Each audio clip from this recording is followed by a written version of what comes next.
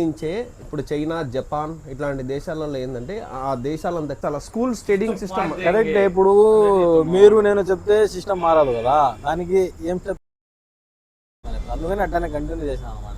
Basic need ఏంటంటే ఎవరికే కానీ మనం స్కూల్ నుంచి ఇంటర్, డిగ్రీ ఇంతవరకు చదువుతున్నా కానీ ఎవరికే కానీ బేసిక్ నాలెడ్జ్ లేదు యాక్చువల్గా.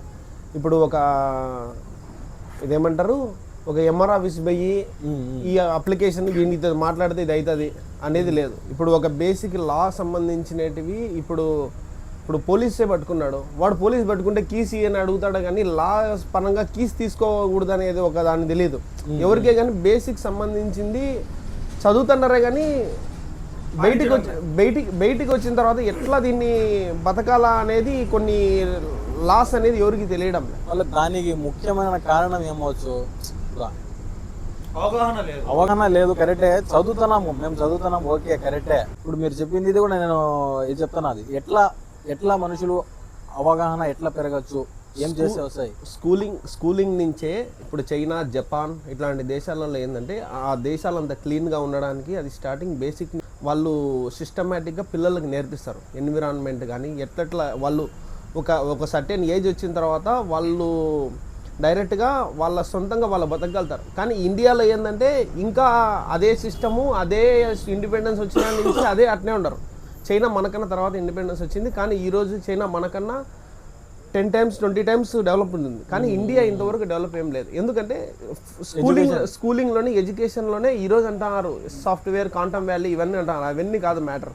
కానీ ఎండ్ ఆఫ్ ది డే ఏంటంటే ఒక గ్రౌండ్ నుంచే ఈ డెవలప్మెంట్ అనేది నాలెడ్జ్ లేదు. నాలెడ్జ్ బేసిక్ గ్రౌండ్ నుంచి మనం సిస్టమ్ మార్చాలా, ఫస్ట్ సిస్టమ్ మార్చాలా, స్కూల్ స్టడీయింగ్ సిస్టమ్. కరెక్ట్. ఇప్పుడు మీరు నేను చెప్తే సిస్టమ్ మారదు కదా, దానికి ఏం స్టెప్ తీసుకోవాలా. ఇప్పుడు అంతా యూత్ ఉన్నారు, చిన్నపిల్లలు అయితే ఏం చేయలేరు. ఎందుకంటే వాళ్ళకి మనం ఏం చెప్తే, పేరెంట్స్ ఏం చెప్తే వాళ్ళు అది చదువుతారు. చదవమంటే పోయి స్కూల్లో చదువుతారు, మళ్ళీ కాలేజీలో పోమంటే కాలేజీలో పోతారు. అంటే వాళ్ళకి ఏం చేయాలా అనేది వాళ్ళకు ఆలోచించే శక్తి ఉండదు.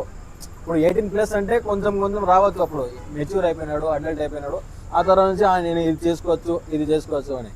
బట్ పేరెంట్స్ది కదా మెయిన్ పాయింట్ ఇక్కడ. పేరెంట్స్ అనేది కరెక్ట్ గైడ్ ఇస్తే వాళ్ళు కరెక్ట్గా వాళ్ళ ఎడ్యుకేషన్ని గ్రాప్ చేసుకోవచ్చు కదా. గైడ్ అనేది అది ఫౌండేషన్ నుంచే మనం ఎన్విరాన్మెంట్ మన బేసిక్ నుంచే ఉంటుంది. కానీ ఎవరు ఏం చెప్పినా కూడా అది 50% పేరెంట్స్ ఉంటుంది, 50% తన డెసిషన్ మేకింగ్లోనే ఉంటుంది. ఏ మనిషికైనా కూడా నువ్వు ఇది కావాలా అని అనుకోగలుగుతావు, కానీ అది end of the day destiny ఏమవుతుందో అయితే అదే అవుతుంది అంతే. కాదు, మన జనరేషన్లో ఉన్నప్పుడు అమ్మ నాన్న చెప్తే నేర్చుకుంటాను, ఇది చెప్తే రే ఇది వద్దురా అంటే దాని చదువుకో, ఇది చదువురా అంటే ఇది చదువుతా ఉంటాను. నేను అనుకుంటా అట్లా. ఎందుకంటే చిన్నప్పటి నుంచి ఏం నేర్పిస్తే పిల్లలు అదే నేర్చుకుంటారు. సో ఇప్పుడు చూస్తుంటాము, ఇప్పుడు నువ్వు ఇందాక చెప్పినావు ఎందుకు నువ్వు ఐఏఎస్ ఆఫీసర్ కాలేదు అంటే, వాళ్ళు ఆ ఫీల్డ్ చూడలే కాబట్టి. ఇప్పుడు ఐఏఎస్ ఆఫీసర్ వాళ్ళ కూతురు ఎందుకు అవుతున్నారంటే వాళ్ళు చూస్తున్నారు, వాళ్ళ నాన్నని, వాళ్ళ మదర్స్ని, వాళ్ళ బ్రదర్స్ని, వాళ్ళు కూడా అవుతున్నారు కాబట్టి. సో ఆ ఎన్విరాన్మెంట్ వాళ్ళు ఉన్నారు కాబట్టి, సో వాళ్ళు కూడా అది ఎన్విరాన్మెంట్ చూస్ చేసుకున్నారు. కానీ అందరికీ ఆ ఛాన్స్ అనేది దొరకట్లేదు. సో నేను అడిగేది ఏమంటే ఏం చేస్తే ఇట్లా అందరికీ ఛాన్స్ దొరుకుతుంది, అందరికీ అవగాహన ఉండాలని నేను కోరుకుంటాను. ఎందుకంటే మీరు చెప్పినట్టే చైనా ఆగిపోయింది, ముందుకు పోయింది, జపాన్ పోయింది, మనం కూడా ఇప్పుడు స్టార్ట్ చేసినాం. ఇంకా ప్రొసీడ్ ఫాస్ట్ చేయాలంటే ఫాస్ట్ అంటే ఏం చేయాలి, ఎడ్యుకేషన్ అనేది ఎడ్యుకేషన్ సిస్టమ్ మార్చాలా. రెండోది ఏంటంటే ఎట్లా బుక్స్ గురించి, కొద్దిగా మనీ గురించి చిన్నపిల్లలకి ఇంతవరకు మన ఎడ్యుకేషన్ సిస్టంలో మనీ గురించి ఎక్కడే కానీ లేదు. మనీ సేవింగ్స్ ఎట్లా చేయాలా, దాన్ని ఎట్లా, ఇప్పుడు ఒక బ్యాంకుకి పోతాడు, ఒక మ్యూచువల్ ఫండ్స్ అంటే తెలియదు, ఎస్ఐపి అంటే తెలియదు, సిఫ్ అంటే తెలియదు. నిజంగా నాకు కూడా తెలియదు అవి. నిజంగా బేసిక్ ఇప్పుడు మనీ మేనేజ్మెంట్ చేయకుండా నువ్వు 10th, ఇంటర్, డిగ్రీ చేసిన తర్వాత రేపు నువ్వు మనీ 1 లక్ష రూపాయలు సంపాదించిన తర్వాత నీకు మనీ సేవింగ్స్ తెలియకుండా నువ్వు ఎండ్ ఆఫ్ ద డే ఎట్లా నువ్వు లైఫ్ని ముందరికి పోగలుగుతావు. కరెక్టే మీరు చెప్పినట్టు 100% కరెక్టే. అది మొత్తం కరెక్టే. అది ఎడ్యుకేషన్ సిస్టమ్ మారితేనే. కానీ ఎట్లా మార్చాలి ఎడ్యుకేషన్ సిస్టమ్ని, ఎవరు దాన్ని ఇంప్లిమెంట్ చేయాలా, అది ఎవరు రెస్పాన్సిబిలిటీ మెయిన్గా చూసుకోవాలంటే? అది మెయిన్గా అంటే సెంట్రల్ గవర్నమెంట్ నుంచి ఇండియా వైడ్ ఒక నాలెడ్జ్ అనేది ప్రతి ఒక్కరికి బుక్స్ మారిస్తే ఇప్పుడు థింక్ అండ్ గ్రో రిచ్, వాడు ఎట్లా వాని స్కిల్ వాని గురించి ఉంటుంది. ఇప్పుడు 0 to Hero అనే బుక్స్ ఉంటాయి. ఇట్లాంటి కొన్ని నాన్ ఫిక్షనల్ బుక్స్ కదా. ఇప్పుడు 0 to Hero అనే కొన్ని బుక్స్ ఉంటాయి. ఇప్పుడు మనీ ఆఫ్ సైకాలజీ ఈ బుక్స్ ఉంటాయి. అంటే మనీ మేనేజ్మెంట్ గురించి ఇట్లాంటి బుక్స్ కానీ కొద్దిగా స్కూళ్ళల్లో కానీ స్టార్ట్ చేస్తే కొద్దిగా ఈ ఫౌండేషన్ నుంచి పిల్లలకి తెలుస్తుంది. రెండోది ఏంటంటే వాళ్ళు ఒక స్టేజ్ వచ్చేటప్పటికి మనీని మేనేజ్ చేయగలుగుతారు. ఎండ్ ఆఫ్ ది డే వాళ్ళు ఏది లేకపోయినా కూడా నిలబడగలుగుతారు. అంటే వాళ్ళ స్కిల్ నాలెడ్జ్ ఉన్నప్పటికీ కూడా మనీ మేనేజ్మెంట్ అనేది వాళ్ళకి మనీ నాలెడ్జ్ అనేది ఇంక్రీజ్ అవుతుంది. ఓకే, కానీ ఎందుకు మనకు ఇంప్లిమెంట్ చేయలేదు? ఇప్పుడు కొంతమందికి తెలియకపోవచ్చు, మీకు అయితే బాగా అవగాహన అయితే వచ్చేసింది. మీ ఏజ్ అప్రాక్సిమేట్ 30 years ఉండొచ్చా? 28. అదే నియర్లీ 30 years. మీరు రియలైజ్ అవ్వడానికి ఒక 20-25 yearsలో రియలైజ్ అయి ఉంటాడు. ముందు మీకు కూడా అంత ఐడియా ఉండదు కదా.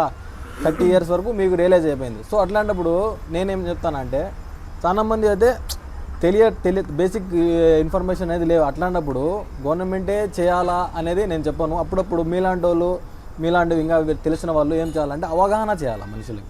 ఇప్పుడైతే మొత్తం సోషల్ మీడియా కూడా వచ్చింది. నేను చెప్పేది ఏమంటే, మనం కూడా ఒక పార్ట్ తీసుకోవాలా. ప్రతి ఒక్కటి మనం గవర్నమెంట్ మీద పెట్టకూడదు అని నేను అనుకుంటాను. మాకు తెలిసినంత వరకు మన చుట్టుపక్కల చెప్పుకోవాలా, మన ఫ్యామిలీస్కి చెప్పుకోవాలా. లేదు ఇంకా ఏమైనా మనం చేయాలనుకుంటే డెఫినెట్గా మన సోషల్ మీడియా ఉంది. దాని హెల్ప్తో మనం ఇంకా నలుగురిని 100 మందిని 200 మందిని ఎడ్యుకేట్ చేయొచ్చు అని నా అభిప్రాయం. దానికి మీరేమంటారు?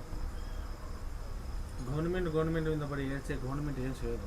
నువ్వు నేను వాడు చేస్తే నువ్వు చూస్తారు, నేర్చుకుంటారా? ఆ నేర్చుకునేది మనం కూడా ఒక స్టెప్ తీసుకుంటే బాగుంటుంది కదా. మనం అంతా మొత్తం గవర్నమెంట్ మీదనే వేయకుండా మనం కూడా అవగాహనలు పెంచుకుంటూ, ఎందుకంటే చాలామంది ఇన్ఫ్లుయెన్సర్స్ వాళ్ళకు తెలిసిన నాలెడ్జ్ వాళ్ళు వేరే వాళ్ళకు షేర్ చేస్తున్నారు. ఎట్లా ఇప్పుడు ఒక UPSC ఉంది, అది చదవాలంటే కొన్ని ఇన్స్టిట్యూట్స్ లక్షల్లో ఛార్జ్ చేస్తున్నారు. కానీ యూట్యూబ్లో చాలామంది ఫ్రీగా చెప్తున్నారు. అదే అట్లాగా మనకు తెలిసింది, ఇప్పుడు మీకు తెలిసింది కదా అవగాహన, దాని గురించి మీరు సోషల్ మీడియాలో పెట్టచ్చు. లేకపోతే మీకు చుట్టుపక్కల మీ సొసైటీలో ఇంట్రడ్యూస్ చేస్తే ఇంకా మీకు చెప్పినట్టు ఉంటుంది, వాళ్ళకి తెలిసినట్టు ఉంటుంది. అట్లా అందరూ మారితే సమాజం మారుతుంది కదా డెఫినెట్లీగా. ఇది మార్పు అనేది ఒక రోజులో ఏది రాదు, ఒక రోజులో రాదు. ఇంకొకటి ఏంటంటే, ఈ సిస్టంలో కొద్దిగా చేంజెస్ చేసి ప్రతి ఒక్కరు ఇంగ్లీష్ మాట్లాడగలుగుతారంటే అంత ఎవరు ఇప్పుడు అంత పెద్ద కాన్వెంట్ స్కూల్ విన్నా ఎవరు అంత ఇంగ్లీష్ మాట్లాడే వాళ్ళు ఎవరు లేరు. కానీ ఏంటంటే కొద్దిగా సిస్టమ్ని మార్చి చేంజ్ చేసి వాళ్ళకి స్కిల్ ప్లస్ వచ్చి వాళ్ళు ఎట్లా మనీని మేనేజ్మెంట్ చేయగలిగితే ఎండ్ ఆఫ్ ది డే ఎవరైనా సక్సెస్ అవుతారు. గవర్నమెంట్ ఎప్పుడు తీసుకుంటుందో స్టెప్ మాకు తెలియదు, కానీ మన ప్రయత్నం మనం చేయాలని మీకు చెప్పుకుంటూ కోరుకుంటూ ఈ వీడియో అనేది ఎండ్ చేస్తున్నాము. సో మీరు వరకు మీరు హెల్ప్ చేయండి వేరే వాళ్ళకి ఖచ్చితంగా, ఎందుకంటే బాగా అవగాహనలు ఉన్నాయి కాబట్టి. సో మీరు చేయండి. సో మళ్ళీ నెక్స్ట్ వీడియో కలుద్దాం.